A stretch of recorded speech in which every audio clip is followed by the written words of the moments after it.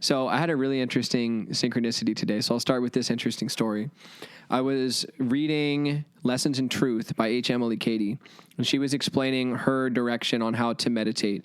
It was really a hybrid prayer meditation kind of practice. And I was thinking about how I'm so into mantra meditation that sometimes I feel like I'm looking for like the one secret password to God. Mm-hmm. Like, what is the one mantra? What is the best mantra? Sure. Om, Aum, names of God in Aramaic. Arabic has their kind of ultimate mantra that means there is no reality but the one reality. And just digging around etymology of every word used for God. Yeah. I start combining words like Allaha, Abun, and Ruha, which are the words for like generator, transcendental being, and spirit or breath in Aramaic. And I chant Ruhala Hawun, combining them all into one word because they all like begin and end with an A. And I get kind of obsessed with it. Yeah. It's great because when you get into the mystical meanings of the Hebrew roots, which are also the Aramaic roots, you learn that the way that they thought, the way that indigenous Middle Easterners thought about their language roots, each letter was a vibratory representation of some natural phenomena. Sanskrit is the same way. Mm-hmm. So you can feel, really does feel different in me than E or oo. So it's fascinating to play with these words and see how they feel. Yeah. But then I find myself looking for but what's the mantra? Right. Partially I'm plagued by this because transcendental meditation got me into meditating seriously. Mm-hmm. It's an excellent practice. I still love the practice. But they do have a big emphasis on here's your one mantra and that's it. And I was thinking today, the way that H. Emily Cady, who I'm going to summarize, report on, whatever today, presented meditation was, here's the right intention, here's the right approach, here's how to enter into prayer/meditation with the right spirit so that you reap the right results. Not about the right technique, like sit in this way or use this word, but here's how to approach it. Speaking to the inside of the meditator. Here's how to present yourself. And I'm like, I like this approach because even though words that have specific vibratory qualities can enhance my meditation, at the end of the day, it is about going in with the right intention. So I'm sitting there thinking about this, and I'm downstairs in the theater here where we're recording, and a lady knocks on the door. And I open the door, and let me back up. 10 minutes earlier, I had heard of a cult for the first time. I'm not going to say the name of the cult because I don't know what they are. I don't have an opinion on it. Okay. On Amazon, there's 2 books about this cult that are like the terrors and horrors of blah, blah, blah. Yeah. And I'm like, oh, interesting. It's just stood out because it was a funny name for the cult. It stuck in my head. 10 minutes later, as I'm having this reflection about secret passwords and meditation and intention, a lady knocks on the door. And I open the door, and I'm dead serious. She has a flyer that says, experience with a mantra. And the mantra is like whom or something like that. I don't want to say exactly what it is, but the flyer literally says we are a religious movement. We've discovered the secret word and you just need this secret word. It's the word of the soul. It's the name of God. You can contact the divine using this word. And I'm like, this is too weird. I just heard of this, your organization, ma'am, 10 minutes ago. Right. And honestly, in a bad context. And she's like, whoa, what have you heard? We're great. And I'm like, I'm sure you're great. Come on in. We hung out for a minute. And this was here at the church? Yeah. Okay. Yeah. So this was just a couple hours ago. And we have a conversation about if you have dependence on a movement or dependence on a sound or dependence on a word or dependence on a figure, dependence on some mediator between you and God, are you really on the path yet? Or are you on a kind of branch, And I was asking her, if this word went away, if this group's scriptures went away, if these flyers went away, if that leader never existed, would you still have a direct connection with God? And she was like, well, it's not about that because we can advance through many levels spiritually on our way to matching this mediator, but there's only one from every generation and all this stuff.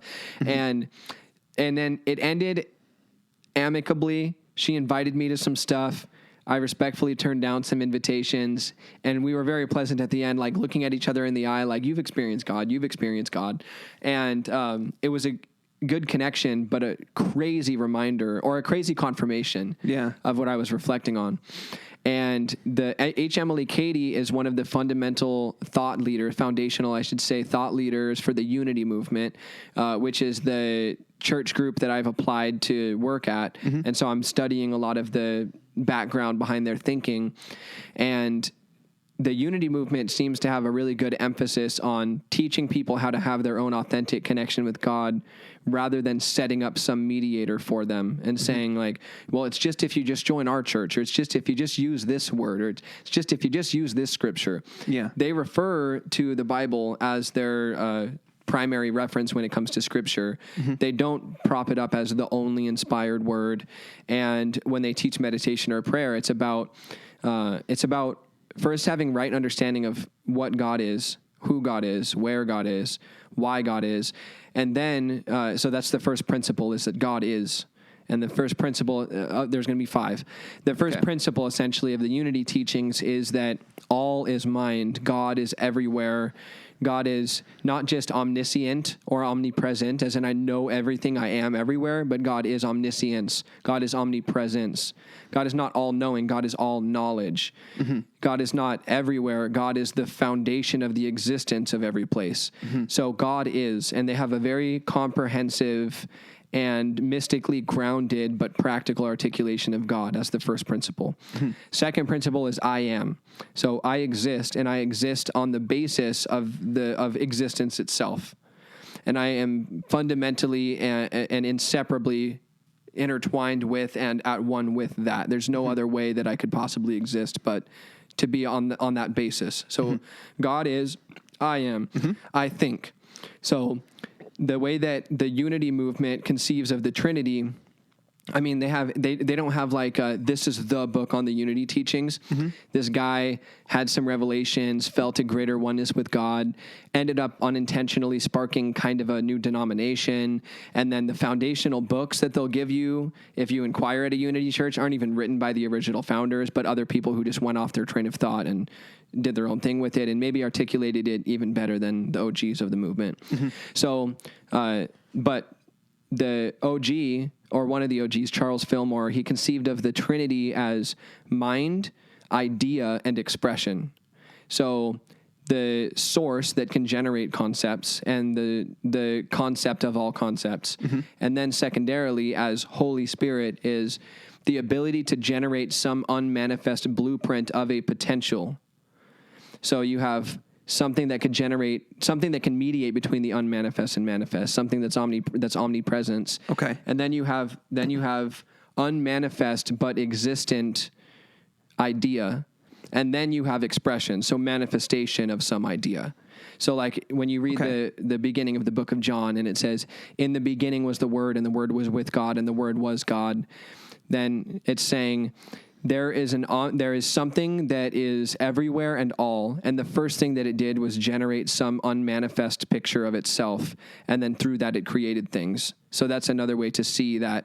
Like it made a plan before it made it. Okay. Yeah, exactly.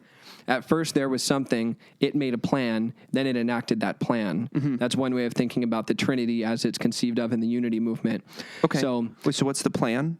The plan is which of the 3? Plan would be spirit. So unmanifest expression is spirit. Manifest expression would be their Christ, their Son, their object. Okay. So mind, idea, expression, or mind, concept, manifestation. So all that to say, first principle, God is. Second principle, I am. Third principle, I think. Because God generates concepts and we also generate concepts. So in the Unity movement, the Trinity is more like a basic dynamic of consciousness that exists in each person rather than something that exists out there. Okay. You have a mind, fundamentally the same mind that I do, and relatively different ones. Right. But you have mind, and you have the ability to generate ideas, and you have the ability to bring those ideas into manifestation. And so the Trinity exists in you as a conscious being. So third, I think. And then fourth is I pray. So I have the ability to think thoughts that connect me with what is fundamental. I can think thoughts of devotion and focus that make me more like what is eternal. And I have the choice to do that or not do that.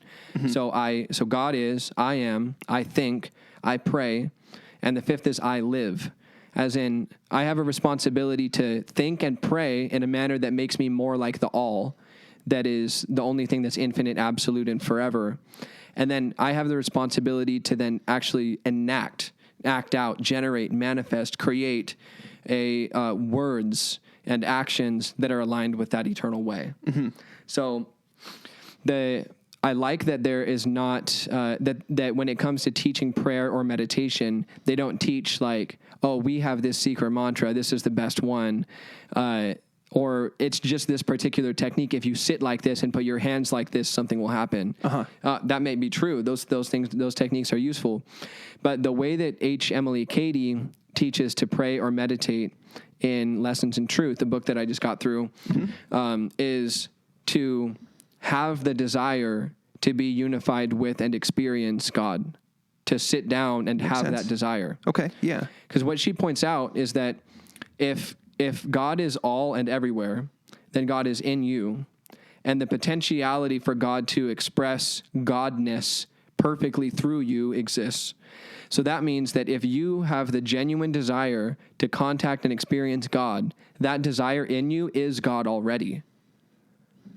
Okay, yeah. Doesn't that make sense? It does, yeah. Yeah, I like that a lot. Yeah. One thing I just wanted to clarify, so the God is, I am, I think, I pray, I live, those are five what?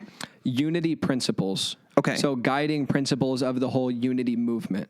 Got it. Okay. So Charles and Myrtle Fillmore in the late 1800s had a series of revelations that started or were accelerated by Myrtle Fillmore being miraculously cured of tuberculosis as a result of opening to the divine. So they're like, okay, this is real, for real, for real. Mm-hmm. And they were engaged in the New Thought movement at that time, and people around them are like, let's start a genuine, organized movement out of this. They didn't really care about that. They weren't really into that. Mm-hmm. They were just sharing their ideas, sharing their insights, participating in groups that were underground and unorganized. But this movement sparked up in their... they unintentionally sparked this movement. Other people created it and brought it on, and those principles were set forth. And I think, when I used to do social work, I worked at a good agency, and they used to say, we're trying to work ourselves out of a job. We don't want people to have to come here anymore. We want them to come here until they're done being here. We want to generate in them, or we want to support them in developing their natural ability to be self-sufficient, and then we want them to not need us anymore and go away and do their own thing. Good. So they had a big emphasis on natural supports, as in friends, family, community members. How do we facilitate a process by which families with youth who are experiencing behavioral health challenges learn to depend on their communities, so we can just step out? Yeah. And then hopefully we do that until every family in the community is self-sufficient.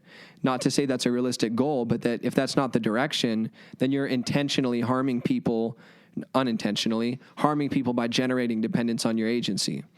So the unity movement feels like a religious movement that is set up with that kind of philosophy. We don't want people to be dependent on religion. Right. We want people to be dependent on God. Yeah. But the more you teach people about God, rather than set people up to be dependent on you, the more they come to you, because you're genuinely an organization, a place, a type of people where they can learn about what's real and eternal. Right, and where they can be with other people that think similarly, or that have also found the same thing. Yeah. Right.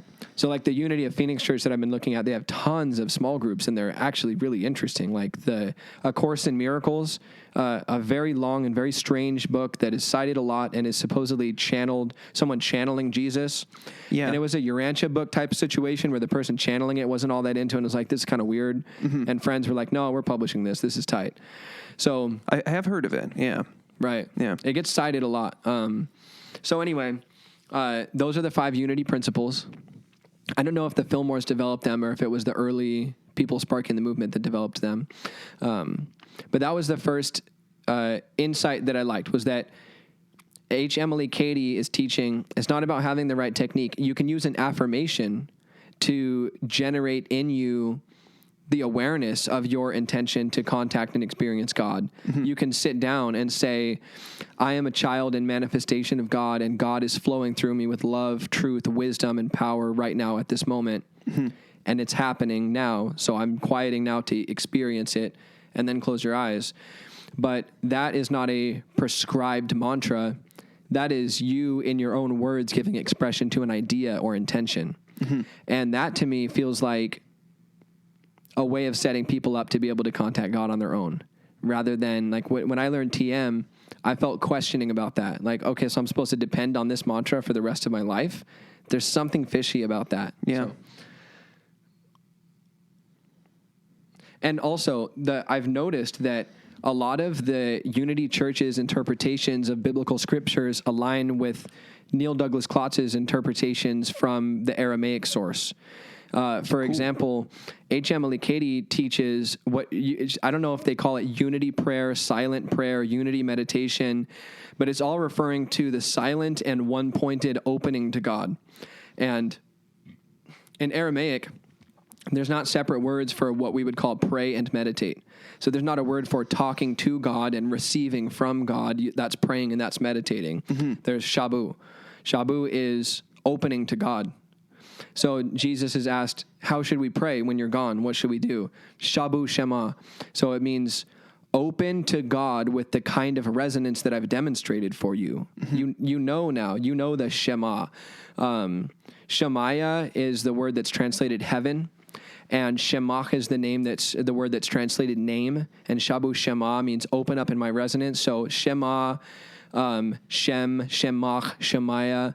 It's about a certain kind of vibration, a certain kind of resonance. Right, because a resonance could be a word. Like that's...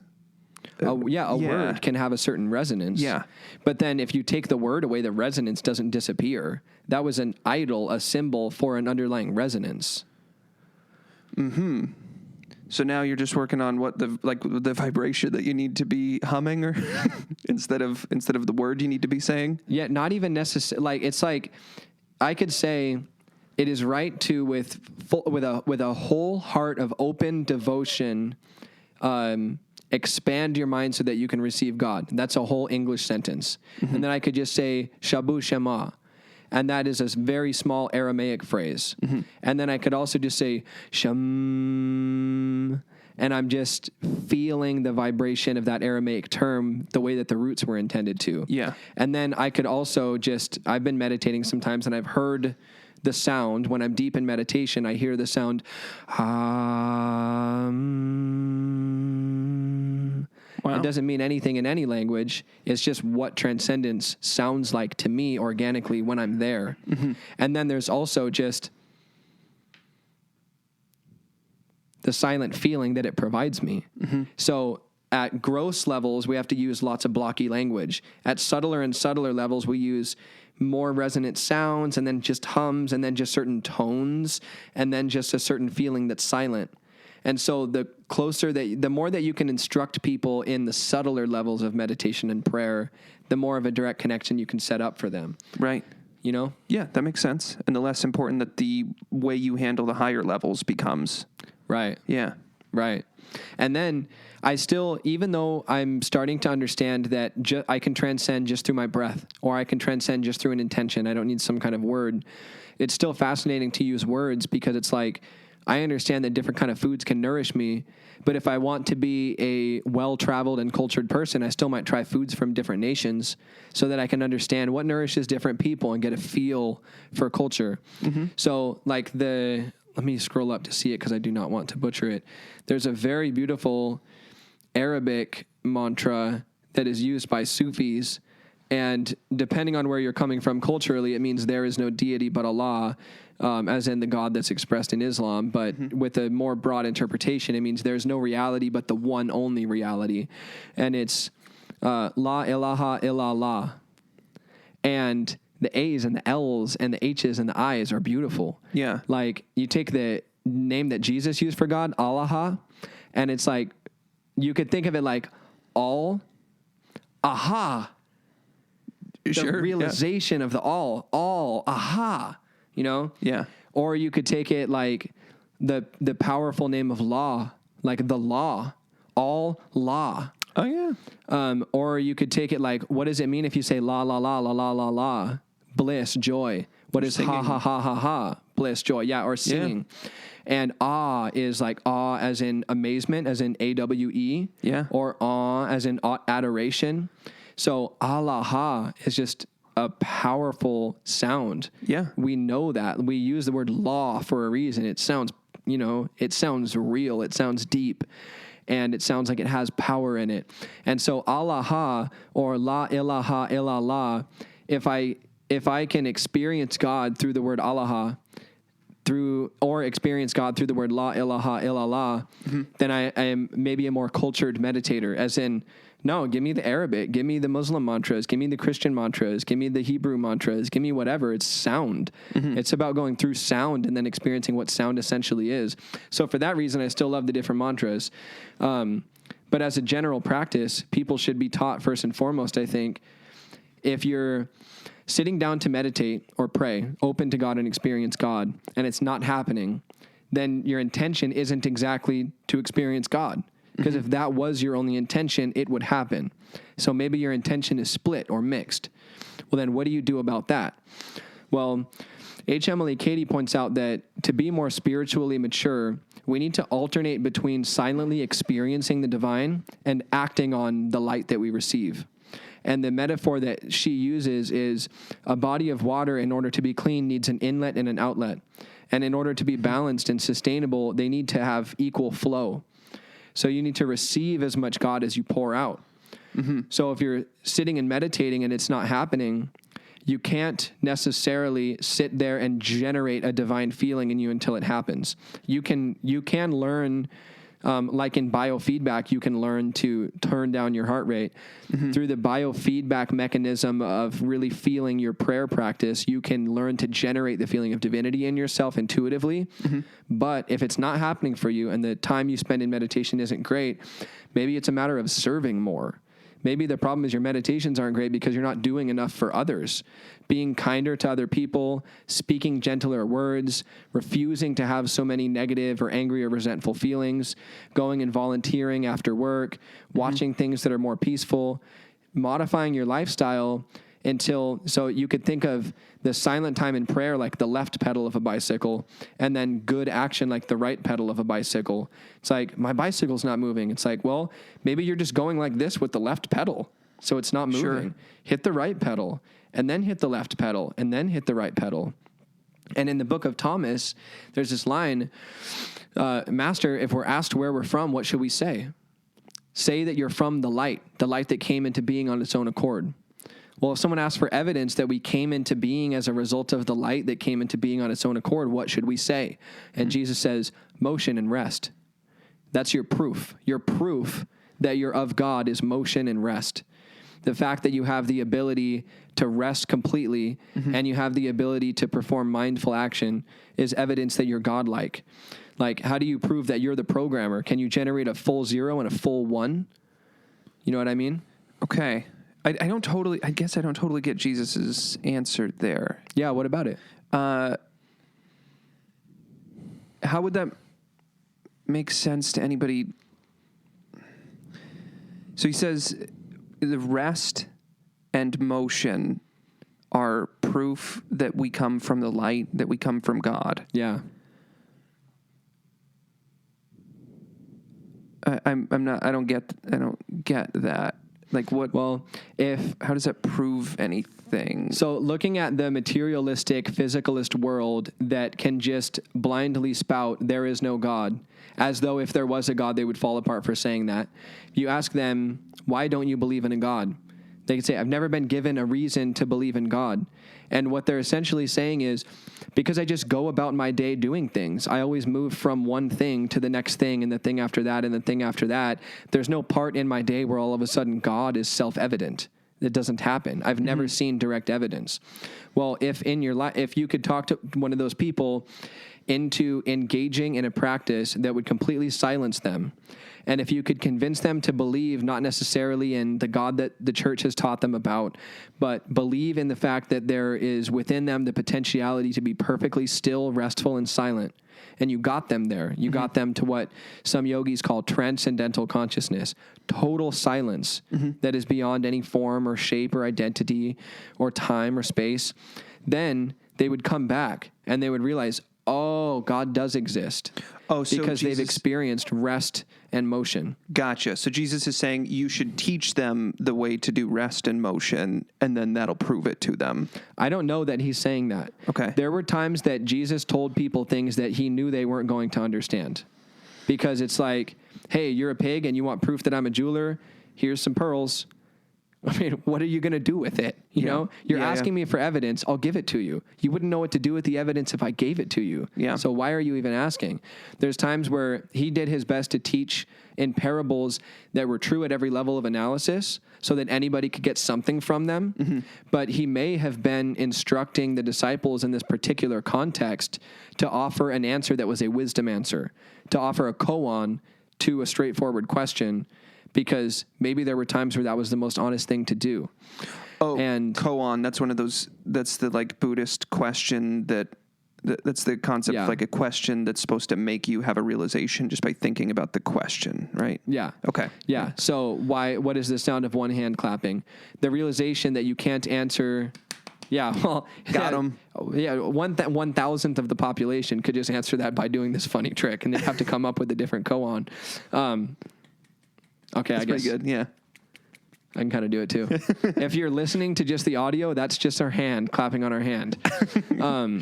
But it's not exactly a koan because it's not a nonsensical question. It's more of an answer that only makes sense if you already know the answer to the question that you asked. Mm-hmm. But maybe he wasn't intending to instruct them to give a mysterious answer to that question for whatever reason. Mm-hmm. Thomas was the disciple that was sent to India.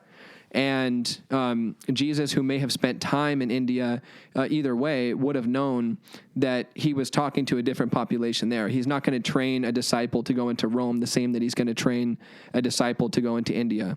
So the book of Thomas has some very mysterious, non-dualistic philosophy in it because different disciples were trained for different purposes and functions. Mm-hmm. So, but anyway, the concept of motion and rest is also expressed in Maharishi Mahesh Yogi's philosophy. He says, when you're in meditation, your goal is just to experience the nothingness and everythingness that is transcendental consciousness. You don't have some particular objective. You let everything go. You relinquish all, and that's what you do, samadhi. Mm-hmm. Then, when you come out, don't think about meditation throughout the day. Do your life. And by experiencing the unity of life repeatedly, ideally twice a day, consistently, your behavior will start to be more aligned with unity. Your behavior will start to become more and more like branches only are alive if they're connected with the trunk. The unity is like the trunk. The branches are like diversity. Mm-hmm. You can have a trunk without branches, I guess, if it hasn't grown branches yet. Weird example.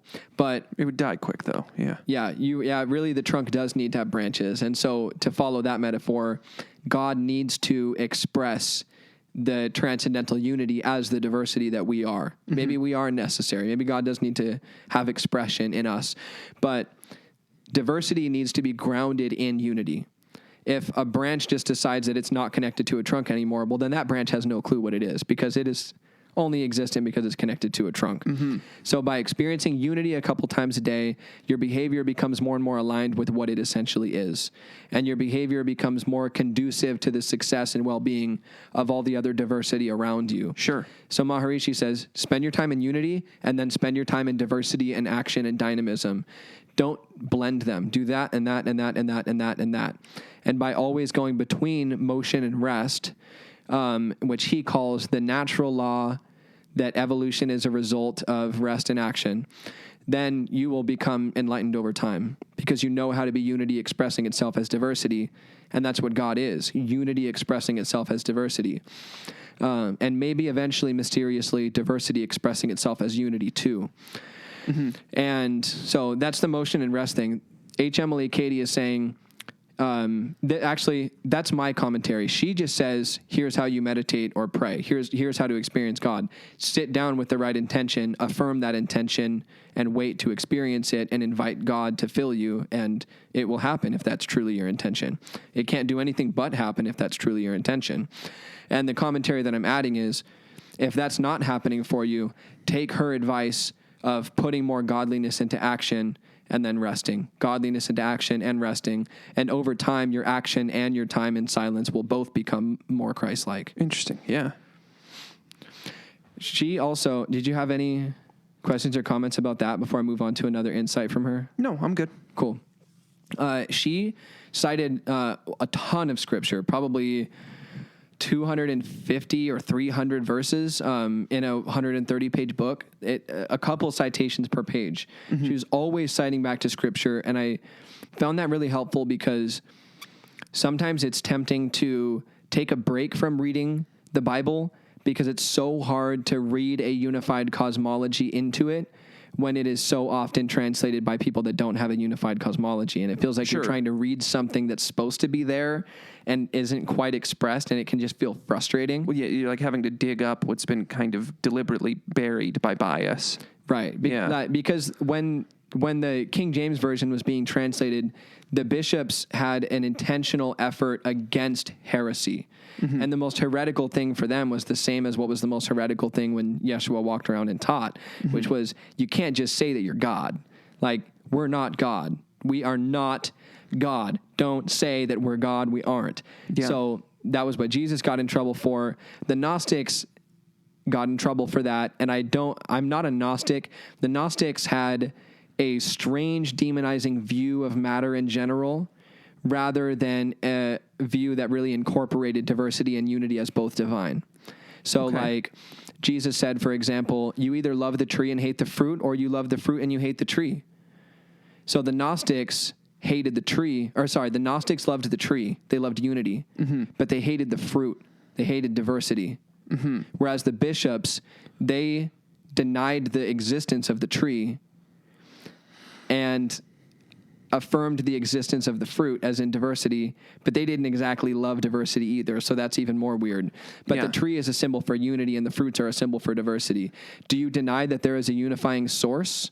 Do you deny that diversity is really real? So when Easterners say everything that exists is an illusion, none of this is real, only unity is real, they're hating the fruit and loving the tree. And when Westerners say there's no transcendental paranormal nonsense, mm-hmm. they are loving the fruit but denying the tree. So the Gnostics ran into that problem. So I'm not co-signing Gnosticism, but they were willing to say it is a kind of understanding that saves us. It is not just a blind faith in something outside of us. It's a kind of direct understanding and experience, a gnosis, a knowing that's direct that saves us. And the bishops were reacting against that. Like Ignatius, no, wrong word, not Ignatius. Who compiled the first skeleton of the Bible? The first guy to tack on the Old Testament to the four Gospels and the letters of Paul, Irenaeus.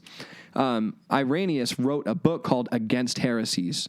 So he was literally like, these Gnostics who say we're one with God, that's all a bunch of nonsense anyway. Here's the Bible. So mm-hmm.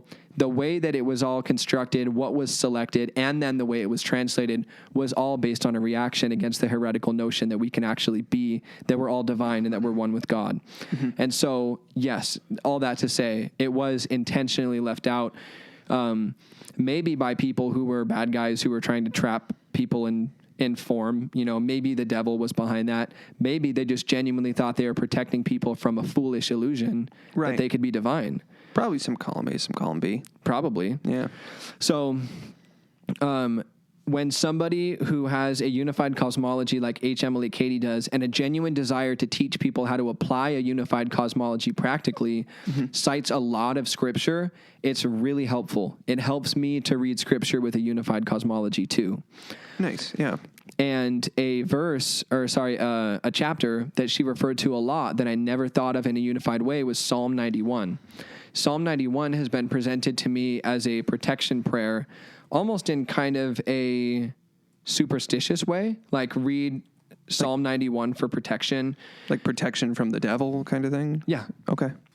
When Dad bought his property in the woods, I walked out into it with a King James Bible and read Psalm 91 over it. That's nice. How I've thought of Psalm 91. It's like Psalm 91 is this shield. And I had never thought of it as a chapter that's about. Let me say this in H. Emily Cady's words. I have this written down.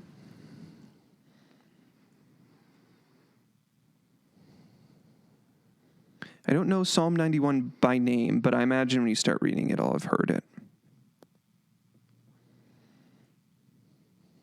Hold on, I'll find it. Mm-hmm. The point of mystical union between us and God at the center of our being. So that's her mystical Christian way of describing transcendental consciousness. Say it one more time. The point of mystical union between man and God at the center of our being. Okay. That's what Psalm 91 is referring to. Transcendental consciousness, awareness of pure awareness, that in us, which is fundamental, and our ability to experience that and reap the fruits of experiencing that. Mm-hmm. So here's Psalm 91, and you can reflect on it and tell me what you think. Whoever dwells in the shelter of the Most High will rest in the shadow of the Almighty. I will say of the Lord, He is my refuge and my fortress, my God in whom I trust. Surely He will save you from the fowler's snare and from the deadly pestilence. He will cover you with His feathers, and under His wings you will find refuge. His faithfulness will be your shield and rampart. You will not fear the terror of night, nor the arrow that flies by day, nor the pestilence that stalks in the darkness, nor the plague that destroys at midday.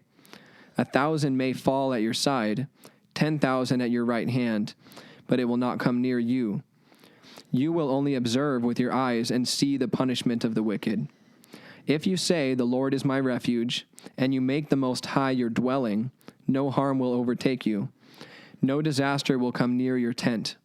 For He will command His angels concerning you to guard you in all your ways. They will lift you up in their hands, so that you will not strike your foot against a stone. You will tread on the lion and the cobra. You will trample the great lion and the serpent. Because He loves me, says the Lord, I will rescue Him. I will protect Him, for He acknowledges my name. He will call on me, and I will answer Him. I will be with him in trouble. I will deliver him and honor him. With long life I will satisfy him and show him my salvation. Is there anything in there that stood out to you about our ability to transcend and experience God within us? There was nothing about it that made me specifically think of like a transcendental meditation kind of experience. Like it all sounds like it's about if you have a genuine connection with God, you can go through all kinds of bad stuff on the planet and be okay. Yeah. Because you know you have this connection with God, which I think could be interpreted in a very like traditional modern Christian way, just that like if you have a connection with God the correct way, then you shouldn't be afraid of anything because you'll get to go to heaven when you die. Right. But there wasn't anything that I picked up on that made me feel specifically a non-dualistic vibe. Yeah. So the mainstream church says, with God, you can go through anything because you will be emotionally soothed by a blind hope in something good that may come in the future. Mm-hmm. And the Unity Church says, when you're connected with God, the things that are done against you and done around you will not technically touch you because you have become that which is eternal and invincible. You have actually become that. You identify as the Christ in you. Mm-hmm. So if I cut your body right now, like that monk who said, do you know who I am? I am one who can be cut down by your sword without a flinch. Yeah. That's because that monk knows what he truly is. He knows that what he is fundamentally is the Christ. So there's a big difference between being unafraid because you know that you're the Christ, because you know that what you are fundamentally is creation itself, creator itself, and creative process itself, mm-hmm. and just soothing yourself with the feeling that you may have a good place to go once you die. Do you see the difference between those two ideas? Yeah, because I mean the traditional Christian interpretation of it, where it's like, I'm going to get to go to heaven afterwards, mm-hmm. It doesn't help you with suffering or with pain, really. Like, you still have to deal with that as long as you're here. But I suppose if you interpret it in the non-dualistic way, then I guess pain's still pain, but why does it feel different to me? Because it's like, you can't feel the pain, or like you feel the pain, but you understand that you are the pain and you are the person that gave the pain and you're the person that's receiving the pain, and that you sort of elevate above it in terms of your thought, because you know that you're all aspects of what's going on, so none of this is a big deal. Certainly not as big a deal. Yeah. Like if you're operating from a greater time scale, then being tortured is two very different things. Would you rather be tortured for 1 second or 10 hours? Well, depending on the time scale that you operate on, the state of consciousness that you're in, torture is 1 second or 10 hours, whatever the two times that I said. Mm-hmm. What time scale are you operating from? And then would you rather me punch you in the face right now or punch you in the face while we're playing Smash Bros. Using our electronic avatars? You don't like either one. Either one is an assault against you, the avatar that you're using to generate your experience. But the fact that you can understand you're more than what's playing the game makes the pain a lot more manageable. So if you knew that you were more than what's playing this game, it would make this pain a lot more manageable too. Yeah, yeah. And you also have the kind of compassion that Jesus had when people were doing terrible things to him made the experience actually meaningful. Every time somebody sinned against him and he responded with love, he was absorbing hatred and pain and terribleness out of the world. So it's not just a matter of being removed from experience in a way that can result in a kind of nihilism. It's also that when somebody wrongs you, you go, perfect, I just got a free opportunity to suck evil out of this world, to remove bad karma from this world and get rid of it. I can eliminate it because I can respond to this with love. And they're going to think about that later. They're going to realize we kicked and tortured that guy and put thorns on his head and all this, and he forgave us. What does that mean? What should I do about that? You know? Yeah. And also on the subject of heaven, I have read 100 times about what the word heaven is really translated from, and I still miss it. It's Hebrew. In Hebrew is Shemayim. In Aramaic it's Shemaiah. Mm-hmm. So in Hebrew, Shemayim and Aratz, or in Aramaic, Shemaiah and Arah, these are a kind of yin and yang concept in indigenous native Middle Eastern cosmology. The way that they thought about the fundamental yin and yang of the universe, so Allah, sacred unity, results in Shemayim and Aratz. Or, it would be Elohim results in Shemayim and Aratz, or Allah results in Shemaiah and Arah. You can notice they're all almost the same words. Yeah. Shemayim or Shemaiah is what's translated to heaven. What it means is ever-expanding space. It is the cosmic. Aratz or Arah, which is translated to earth, means the force that specifies, individuates, diversifies, and makes individual. So this pull that expands and this push that contracts are the yin and yang in native Middle Eastern cosmology. Okay. So every time you read the word heaven, replace it with ever-expanding and omnipresent space. Okay. And every time you read the word earth, replace it with the force that contracts and individuates and makes specific. That's what those terms are really referring to. So in the beginning, God created the heavens and the earth. That doesn't mean in the beginning, a male engineer in space generated the planet and the clouds above it. It means in the beginning, sacred unity individuated itself into the two fundamental forces, the interplay of which generates the hologram of reality. And that is how time started. One became two. That's what the first line of Genesis says. Mm-hmm. So the heaven idea that you're going to have hope because a good afterlife might occur, and that's why you should have peace now, is fundamentally based on a mistranslation or misunderstanding of an ancient way of seeing and thinking. Mm-hmm. And that wasn't the intention of the Hebrew Scriptures, to say, if you're good, you'll have a perfect afterlife. That was not the intention. Yeah. So one of the lines here in Psalm 91, whoever dwells in the shelter of the Most High. So if you close your eyes and you go through the thinking level, through the feeling level, through the knowing level, to just direct experience of awareness itself, you are dwelling in the shelter of the Most High. The Most High Spirit, awareness itself, is all that you're experiencing. And it's a shelter because there is no objects, there's no identity, there's no time, there's no space. You are freed of every experience. So when you come out of an experience like that, everything is brand new. You're like an infant.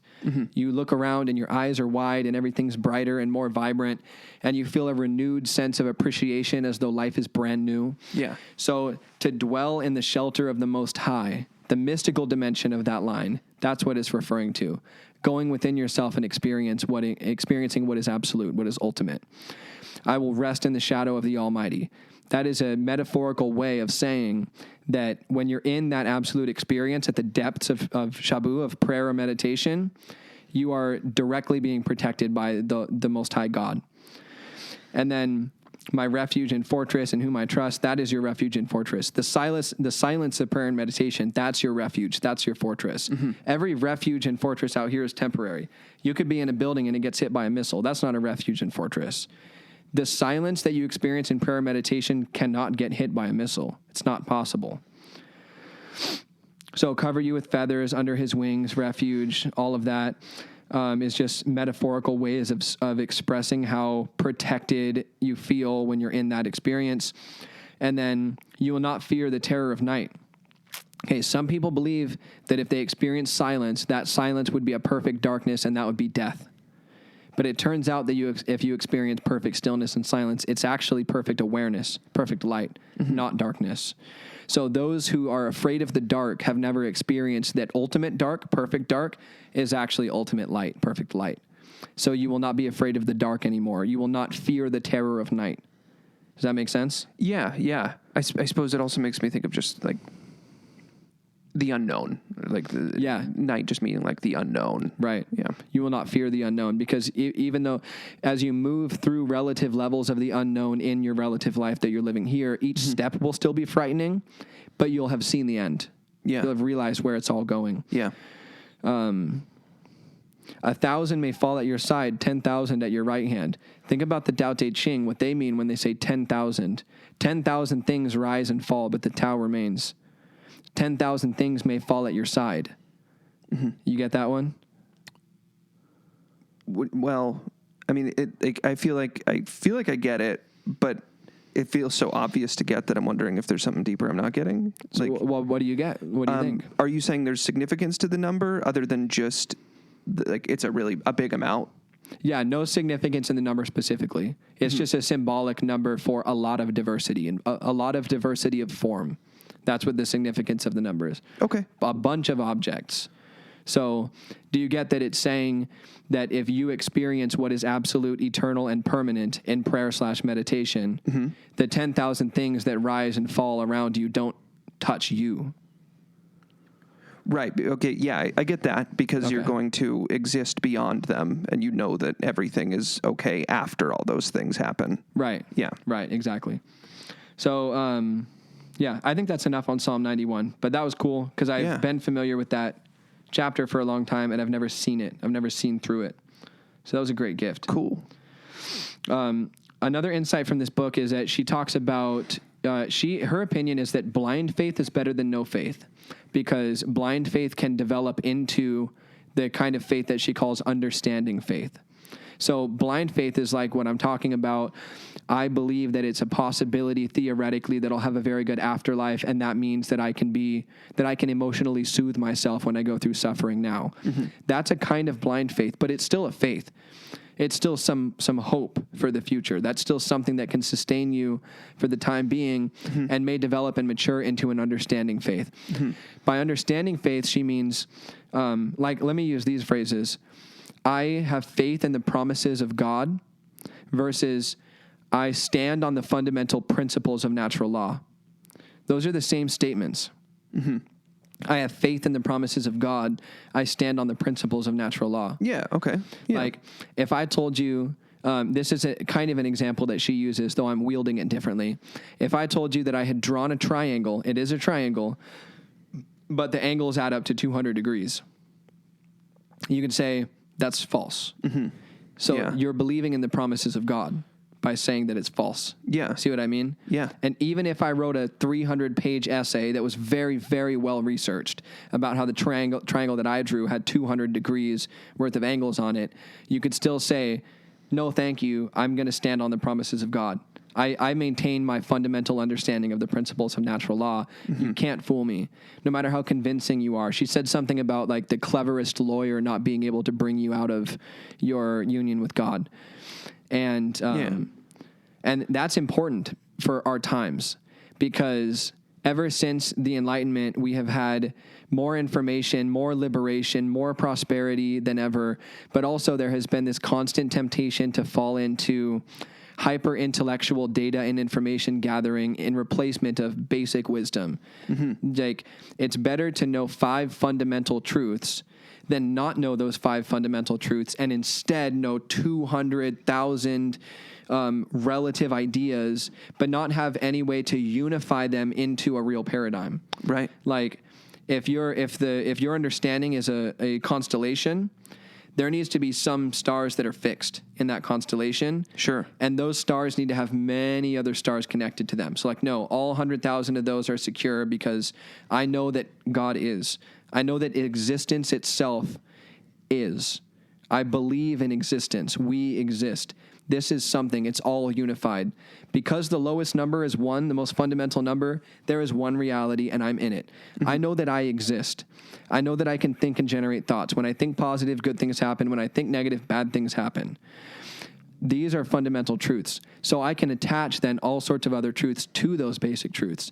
And I'll talk more about that when I review Charles Fillmore's book, Christian Healing, next week, because he is a lot more into the nitty-gritty of the philosophy, whereas H. Emily Cady is more about writing a brief book that can introduce everybody to God living. Charles Fillmore is more robotic in the way that he constructs and organizes his ideas, which I really like. Yeah. So we'll talk about that more next week. Cool. One more insight from this book is about affirmations and denials. Charles Fillmore and H. Emily Cady both make the points in Christian Healing and Lessons in Truth, respectively, that if you had never fallen into any lies, if you had never been deceived, and you had always just stayed on the right track and stayed connected with truth, you wouldn't need to deny anything. But if you have fallen into confusion and disease and distress and disorientation and disintegration, mm-hmm. then you need denials in order to get yourself back on track. So you need affirmations to say what is and denials to say what is not. Mm-hmm. For example, evil does not exist, technically. Darkness does not exist and evil does not exist. There exist experiences that are severely lacking in the goodness that they should contain based on their inherent nature, and those experiences are terrible in the relative. Mm-hmm. But there is no absolute existence of evil. So to deny that evil exists is to bring yourself into the state of awareness that can see beyond that duality. You have to deny that evil is real. Just like I've talked to you about this before. I don't know if you remember, but I'm fully convinced that nothingness is not real. Darkness is not real. Because if nothingness or perfect darkness, those being 2 different names for the same thing, if they existed, they wouldn't be nothingness. They wouldn't be darkness if they were real. As soon as you get to nothingness, you show up on the other side of it. So right, if you try to think of nothing, like then you're having to think of something. Like you can't think of nothing. The only way that you can think of nothing in particular only by thinking of that which is absolute, which is still something. There are some things and there is everything. There is the all and there is the many, but there is no none. There's no zero. There's a zero in the sense that like the God creates by a binary system of yeses and nos, which is another translation of Allah. It means yes, no. So in that sense, there's a zero just to validate that metaphor that's in the etymology of that word. But there is no such thing as absolute nothingness, absolute darkness, or absolute evil. There's absence of light. There's lessness, but there's not nothingness. And to deny that nothingness, darkness, and evil exist is to bring yourself into the stream that is real, to bring yourself into reality. Because entertaining the idea that nothingness, darkness, or evil truly exist is like being a kid who believes in what H. Emily Cady calls a bugaboo. In our language, that was 130 years ago. In our language, it would be boogeyman. Yeah, thank you, boogeyman. Yeah. Kids can have heart-pounding, horrible nights just based on the belief that there's a boogeyman under the bed.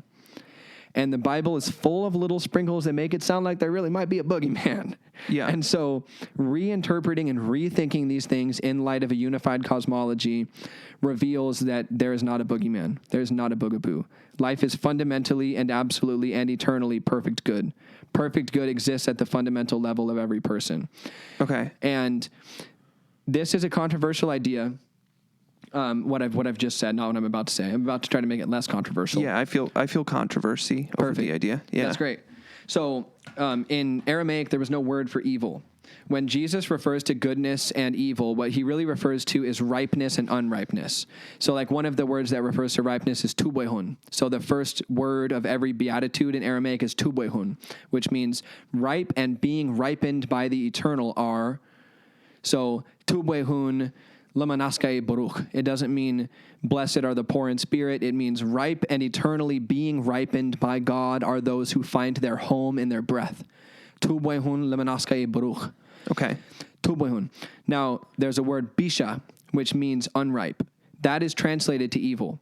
So this is important. Mm-hmm. I'm going to go on one little tangent and come back to this. You know my style. So Richard Schwartz wrote a book called No Bad Parts. We reviewed that book. It's about how to communicate with all the different aspects of yourself in a manner that's integrating and healing to your inner world. It's about being the Christ of your inner world, that which has the responsibility to touch, heal, invite, and integrate everything that exists within your inner world. Why is it called no bad parts? Because if you believe that there's anything in you that's fundamentally bad, you will never be able to truly become the capital S self of your inner world. You will never become the Christ of your inner world if you believe that there's anything in you that's fundamentally bad. So what must you believe instead? Because there are plenty of things in you that hurt you and hurt others. Yeah. What you must believe instead is that there are things in you that are in the wrong place at the wrong time. They're performing the wrong function, not what they were intended to function. Mm-hmm. This is the importance of the difference between ripeness and unripeness. If you believe in good and evil, some things should be destroyed. If you believe that some things should be destroyed, war will always be perpetuated. Rather, things are ripe and unripe. So what's the most evil thing that you can think of? Let's say diddling a kid. Yeah. So sex is good. Pure affection with children is good. What happens when you mix those things? And you try to satisfy some ability to have pure affection by engaging in sex with a child. Mm-hmm. That's unripe. There are a bunch of ingredients in there of good things that God created that are being tangled up into a mess that's hideous. Unripeness. Mm-hmm. So Satan is not fundamentally evil. Satan is rotten. Satan is a fruit that is rotten. Uh-huh. So when Jesus says an evil tree will produce evil fruits, makes a lot more sense when you hear it in Aramaic ears. An unripe tree will produce unripe fruit. A tree that is diseased will produce fruit that are diseased. Mm-hmm. So none of the energy that is contained in that tree that has that disease or is producing those evil fruits is bad. None of it. The tree needs to be transmuted into something that's productive. So even if you just wither that tree down, it's because you're taking the energy out of that tree to apply it to something that's good. If you look at the tree and you see what is fundamentally an evil tree, you can't cure it. You can't heal it. But if you look at the tree and you see energy that is being applied to the wrong thing at the wrong time and having a result that's harmful, you can extract the energy out of that tree and put it somewhere else. Mm-hmm. If you encounter something that you would call evil in yourself and you hit it with a hammer and you try to destroy it, you'll never accomplish anything. You'll only strengthen it because you're engaging in warfare with it. So you're making it more war-oriented. Okay. If you can take that instead and you can say, every desire within you is right, and you're applying them in the wrong way. Mm-hmm. You're fundamentally good, and we can figure this out. You have a conversation with something dark in you with that kind of attitude, mm-hmm. you're going to get somewhere. That's what No Bad Parts by Richard Schwartz is about, and that's the kind of view of evil that the Aramaic reflects. Okay, so, like, what do you call then, like, a demon that possesses someone and means to ruin their life? Is that not a demon evil? With what intention? What's the intention of a demon? To destroy? To, like, destroy the person that it's possessing? Then you'd have to ask, why does it want to destroy? For what reason has it been convinced that it is productive to destroy? Because if it's trying to destroy, it's trying to do something that it thinks is productive. Mm-hmm. Why does it think it's productive to destroy? maybe there's something in it. There's some sort of reward in the destruction. If it does the destruction, it's getting some sort of reward from something that it serves. Well, I'm spitballing here, but yeah, sure. If it desires to complete a task and then be rewarded for it, like I was recently reading Remarkable Healings by Dr. S. something Modi. I don't remember the first name sounded like Shankara, but Shankara is an ancient sage. It's not Shankara, but it's something like that. Dr. Modi, M-O-D-I. She's a psychiatrist. A lot of people who came to her and received regression hypnosis to cure them of afflictions by entities, had the entities come forward and communicate with her. Some of the entities said, I died and I showed up in a dark place. I didn't know where I was. I didn't believe in God or any afterlife. I thought when you died, nothing happened. Mm-hmm. I woke up in a place that was very dark and damp and unnerving, an unnerving feeling. Something approached me and it said, hey, I'm here to take you to your job. And I didn't know what to do but follow this thing. So it led me down all these tunnels, and I ended up in this tunnel full of all these other people. And all these other people were moaning and groaning horribly. Everyone was hungry, and everyone was thirsty. And our hunger and thirst were not going to go away anytime soon. And no one was offering us anything to eat or drink. And then they said, you all need to do your jobs. So come here and report to your jobs, and as soon as you do your jobs and you finish them, we'll get you off to the light. But this is what you got to do right now. Then they would go report to their jobs, and they'd say, your job is to go into that person and convince them to hit their wife. And if you do that, then we'll let you out of here. Okay, well, actually, you got to do this. Well, actually, you got to do that. So all of these conscious entities who fundamentally just wanted to have a decent experience and had no knowledge whatsoever, these just ignorant, lost, naive entities, ended up working for demons in hell because they were just told that was the next thing to do, and they didn't know any different. So let's say now that you are an exorcist and you've come across a demon like that. Mm-hmm. That's not necessarily a true demon, so we can do that in a second, but somebody who is intentionally trying to cause harm because they think that's their job. The answer is, hey, you don't have to do this anymore. There's a cosmic law that transcends the tiny laws that you're serving, and it thwarps those laws, and I'm a representative of it, and it says that you're free now, so I'm going to take you somewhere very good. You've been brainwashed into thinking that the light will burn you. It won't. It'll burn off every disease on you. It'll burn off everything bad on you, and it'll heal you completely, I promise, and you don't really have another choice, so come with me, and you bring them to the light. Interesting. So that's the kind of regression therapy that Modi was doing, and there was people with serious physical and mental afflictions being healed in a day. So if you have somebody who's actually a true demon, as in an eternal spirit with a lot more power than us, who is intentionally serving Lucifer, serving Satan, there's some reason that demon decided to serve Satan. It wasn't that Satan said, we're all going to be bad guys. Mm-hmm. It was that Satan gave a convincing pitch and a bunch of spirits went with Satan because there was a pitch that was convincing, and they were convinced that was the right thing to do. Right. So if they don't want to make the decision to go to the light rather than go to the darkness, then your only choice is to say, you have to go back where you're choosing to belong. You have to go back where you're choosing to belong. Why do they have to go back where they're choosing to belong? Well, if you've got a teenager living in your house, or let's say you've got a 25-year-old living in your house, they're your kid. Is it better for them to be living at your house comfortably with no job, or homeless on the streets? Homeless on the streets. Because if they're homeless on the streets, they might get a job and then maybe have a good life. So you want to say, hey, I want you to face the consequences. I want you to have a direct interaction with karma.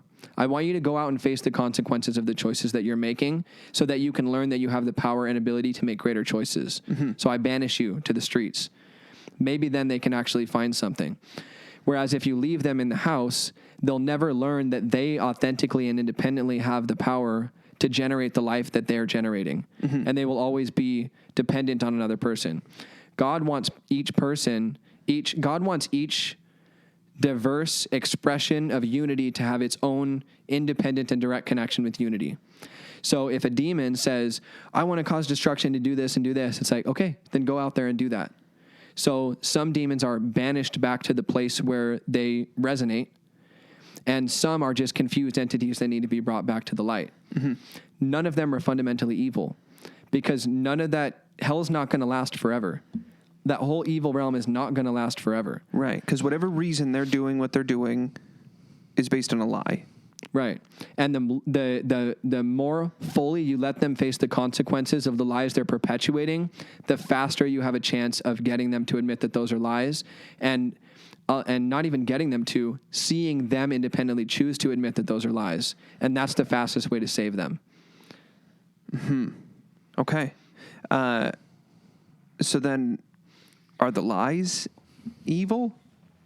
There's no such thing as a lie. If you want to be really, really, there's a such thing as a lie in the relative. But what I'm saying is there's no such thing as saying something that's completely false. That's what I meant to say. There are only partial lies. So if you want to be really, really convincing, what you want to do is tell somebody like 100,000 truths and then one devastating lie that negate all the truth that you said. You want to be so truthful that you gain their trust so that you can get a lie in there that will really poison the whole operation. If you're a diabolical genius, that's what you want to do. You want to be educated, articulate, direct, natural. You want to tell truth, like, man, this is a truth teller, so that you can then slip the lie in there. So the best liar would have to be the greatest truth teller. And that's evidence that lies extract all their power from truth. Truth is the engine on which lies run. Yeah. And lies are just temporarily, you take truth and you twist it. This, as Jordan Peterson uses this imagery, you twist truth, it snaps back. That's all a lie is. It's truth twisted. It's not something separate from truth. If it was fundamentally separate from truth, it would be independent of truth. If it were independent of truth, you wouldn't be able to calibrate it against truth and determine whether it aligns or doesn't. So the fact that you can call it a lie means that it is something that exists skewed. So you can take light and refract it. You can take light and color it. You can take light and reduce it. You can take light and block it. But you can't do something that's the opposite of it. You can take truth and reduce it, color it, refract it, block it. But you can't do something that is technically opposed to it. So it's like a lie is not a thing on its own. The truth is the thing on its own. A lie is just a temporary bump in the truth. Yes. Okay. Yeah. So there's no such thing as lies. There's no such thing as darkness. There's no such thing as evil. There's no such thing as nothingness. These are denials that are about correcting the falsehoods that keep us bonded to the lie, the fundamental lie, which is that we're separate from God. Yeah, I suppose you kind of have to reconceptualize your idea of some of those words to get it, but I do get it. Yeah. Sure. Yeah. And then the affirmations. So we went on a long tangent on denials. So we will briefly cover what H. Emily Cady calls the 4 comprehensive affirmations. God is life, love, intelligence, substance, omnipotence, omniscience, omnipresence. 2. I am a child or manifestation of God, and every moment his life, love, wisdom, and power flow into and through me. I am one with God and am governed by his law. 3. I am spirit, perfect, holy, harmonious. Nothing can hurt me or make me sick or afraid, for spirit is God, and God cannot be hurt, sick, or afraid. I manifest my real self through this body now. 4. God works with me to will and to do whatsoever he wishes me to do, and he cannot fail. At the beginning of the book, it says there's gender language in this book that would be different if it were written today, but it's a classic and a product of its times. And that's what it's referring to, is referring to God as male. It's obviously a mistake to refer to God as male, because the statement that God is male is equal to the statement that women are meaningless, even though that women are worthless. Even though we have the wherewithal not to translate that fundamental idea to that relative truth, it still tracks, you know? Sure. And so to say God is male is almost like saying women don't exist. It's like saying existence is male. It's like saying women aren't even real, fundamentally. So it's very weird. But so, yeah, you can ignore that part. But these align with the unity truths that that God is, that you are, and that you are a part of God, that if God is an ocean, you're a drop, and all you are is water. All you are is God. You're not the full expression of God, but you're a relative, diversified expression of what is fundamental, existence itself. A child or manifestation of God. In every moment, God's life, love, wisdom, and power flow into and through you. You are one with God, and you are governed by God's law. You are spirit, perfect, holy, harmonious. Nothing can hurt you or make you sick or afraid, for spirit is God, and God cannot be hurt, sick, or afraid. You manifest your real self through your body now. Real self being your fundamental self, capital S, the Christ. Mm-hmm. God works through you to will and to do whatsoever God wishes you to do, and he cannot fail, and God cannot fail. So we know that people are healthier when they believe themselves to be healthier and sicker when they believe themselves to be sicker. Agreed. There was an early Christian movement called Christian Science, founded by Mary Baker Eddy. Sure. Who took this to the extreme and said, well, then if we have a full understanding of God and our thoughts are fully aligned with God and we fully experience and embody God, there is no way for us to get sick or any of that. So we don't need medication. We don't need anything. It's just, let's just use the only antidote that's real and let's just be God. The Unity Church says, we agree, but and I don't speak for the Unity Church. I'm new to these studies, but it seems to me that what they say is that they don't deny that people in the relative may need some of those temporal tools to get by. So it's to provide a more friendly and realistic bridge between the illusion that we're stuck in and the one reality that we're trying to embed ourselves in. If you need medications and stuff like that to get you by, just like we're made of light, we should be able to just live on light, right? Ram Dass says that in Be Here Now, that a fully evolved being lives on light, not on food, water, breath, or anything. And so it's like, yeah, theoretically, but we got to get ourselves there, kind of step by step. We can't just stop eating, breathing, and drinking right now. That's not going to work. Yeah. We're just going to end up reincarnating a million times, just suffocating ourselves immediately and then waking up to again. use training wheels. Exactly. Yeah. So the Unity Church goes, yes, that idea can be taken to its extreme. Yes, perfection, Christhood, sainthood is possible. Yes, each human is fundamentally good, but we can use training wheels to get there. Mm-hmm. And we're not going to negate what works for people or invalidate other paths, because the best thing that we can do is emphasize what we have in common with all others, what unifies us, not what separates us. Mm-hmm. Not saying we're this, not that, but saying this is all that. Cool.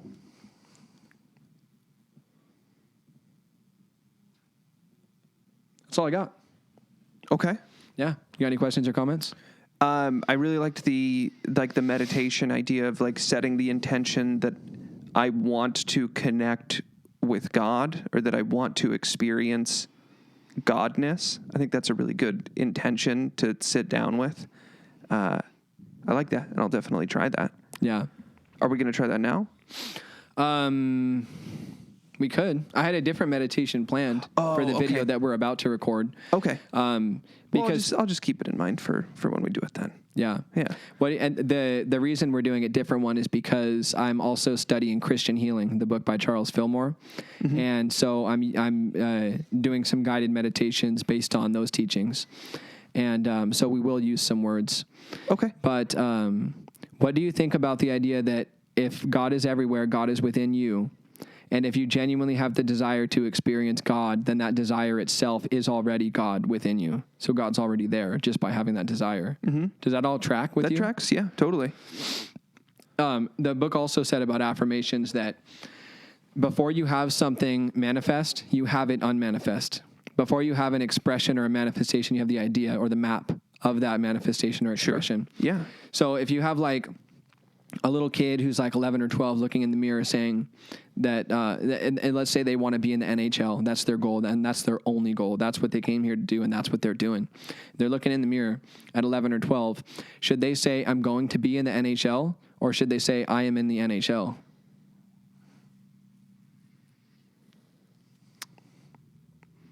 I mean, that they should be, I guess. Like, they would say that they should be first.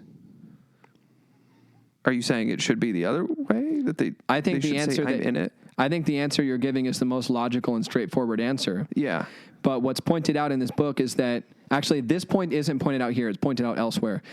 But I believe that it's compatible. Mm-hmm. If you wish to have something in the future, you are really wishing to always almost have that thing.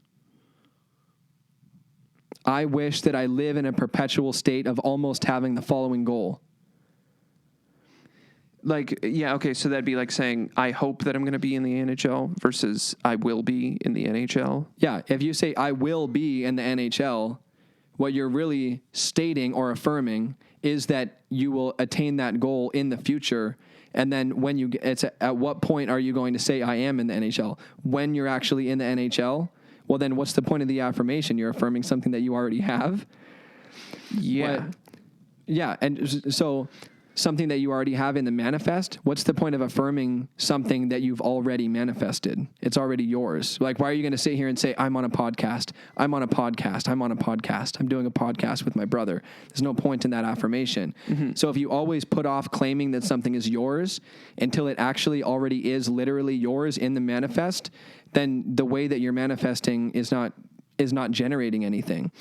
And obviously you can still get things without doing this formal practice of stating it. But what H. Emily Cady is pointing out in this book is that before you have something in the manifest, before you have the expression of something, you have the idea of that thing. You have that thing in the unmanifest. Yeah. Just because it's in the future that it will manifest doesn't mean that you don't have it yet. You have it in its unmanifest form. Sure. So for that 11, 12-year-old to look in the mirror and say, I'm in the NHL, I'm in the NHL, I'm in the NHL, they're declaring that that is already the reality in an unmanifest sense so that they can bring it into manifestation. Mm-hmm. And that's more effective than saying, I'm going to be in the NHL in the future. That makes sense. Yeah. Does that track with you, or does that still feel a little bit technically, literally wrong? I mean, yeah, it does, but I understand how it would be useful, and I do think that it could potentially work. I do think that sort of like manifestation could work better, but it is just I guess I struggle sometimes with like things where we're kind of playing with words and like saying things that aren't quite true or are only true if you sort of redefine your definition of the future or of whatever, because it is incorrect to say I am in the NHL, even if I fully believe that I'm going to be in the NHL. I disagree. I don't think you're getting the point then. Okay, I guess I'm not, yeah. If you go to the store and you buy an apple, mm-hmm. you only went to the store and bought an apple because there was a picture in your head of standing in the store holding an apple before you even left the house. Well, not necessarily. I could have gone there for a different reason and ended up with an apple. What did you go to the store for? Something they didn't have. What is the object? A pear. Thank you. So if you go to the store because can you go to the store and buy a pear without first generating in your head that you're in the store with a pear? Can you do it in the manifest world, in the physical world, without first doing it in the unmanifest world of your imagination? Well, yes, but I don't necessarily get the pear because they might be out of pears, and then I get an apple you for instead. Real? Okay. Yeah, I'm for real. How about driving to the store? Uh-huh. Can you drive to the store without first imagining that you're driving to the store? I suppose I could just, well, I mean, yeah, at some point I have to make the decision. Well, I think I'll stop at the store. Yeah, at some point I had to make that decision that I'm going to the store. Yeah. So whether in feeling or in picture or in word, you imagine yourself at the store. Yeah. Before you go to the store. Mm-hmm. So in the unmanifest, in your inner world, you were at the store. So yes. In the outer sense, you could not state, I am at the store. But in the inner sense, you could state, I am at the store. I am currently experiencing myself at the store internally.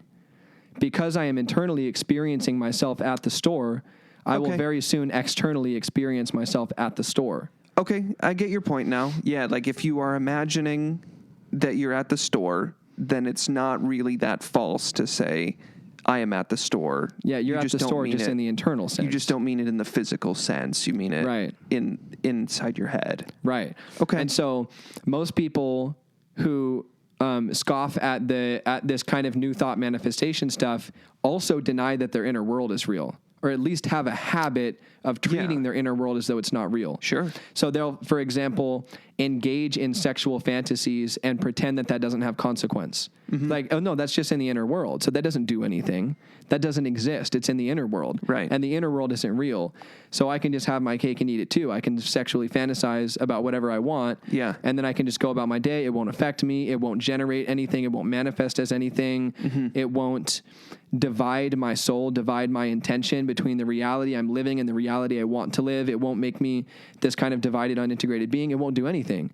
It's just a sexual fantasy. It's just an imagination. Right. No, when you imagine something, you're trying to bring it into being. So if, for example, engaging in some particular activity while having that particular fantasy, you're affirming that you are doing that thing or that person. You are. You're not sitting there fantasizing saying, I wish I was doing this. I wish I was doing this. I wish I was doing this. You're sitting there fantasizing saying, I am doing this. I am doing this. I am doing this. Oh yeah, I am doing this. Okay. Yeah. So you're trying to convince yourself that it's happening. Right. And you know it's not at some level, but you're attempting to feel like that. Yeah. You're attempting to feel as though it's actually happening. Yes. Which is an attempt to bring that into manifestation. So if you're in a relationship and you're engaging in sexual fantasies about other people, you're actually actively attempting to cheat on your partner. You just don't have enough. It just doesn't count because it's in my head. Right. It doesn't count, right? Yeah. So when Jesus says it's not when you curse your brother that you're in danger of consequences, it's when you think about cursing your brother that you're in danger of consequences. What he's trying to do is to integrate your imaginal world with your manifest world so that you are a straighter arrow from the God within you to the world around you. The more you treat your imaginal world as though it's not of consequence, the harder it is for you to manifest the reality that you want.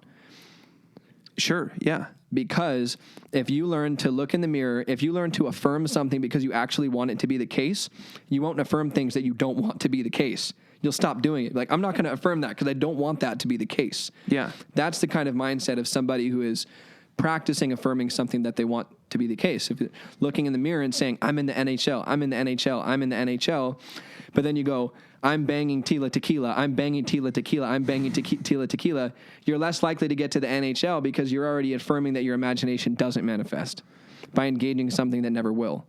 So that's the power of the imagination. And this unity movement's emphasis on acknowledging the tangible power of your thought is really aligned with the way that H. Emily Cady teaches Shabu, prayer meditation, which is really cool because she doesn't say, well, you need to sit like this and use this prayer. She says, you need to bring it into being. You need to imagine that you're full of God and simply express in vision, in feeling, or in word the intention to be full of God, and it will be the case. And if it's not happening, it's not really your intention. So address that. Yeah. And if you know how to contact God merely by expressing the intention to contact God, you will also learn to stop expressing intentions that you don't really want to express. It'll strengthen your ability to manifest the life that you want, as it strengthens your ability to contact God without any mediating technique, word, or organization. So I feel that her approach to affirming the power of thought and her approach to teaching how to pray and meditate are well integrated in a manner that's very wise. Awesome. Yeah. And I think that's actually an even better ending than the one before. So let's call it. I think so. Dope. Thanks, bro.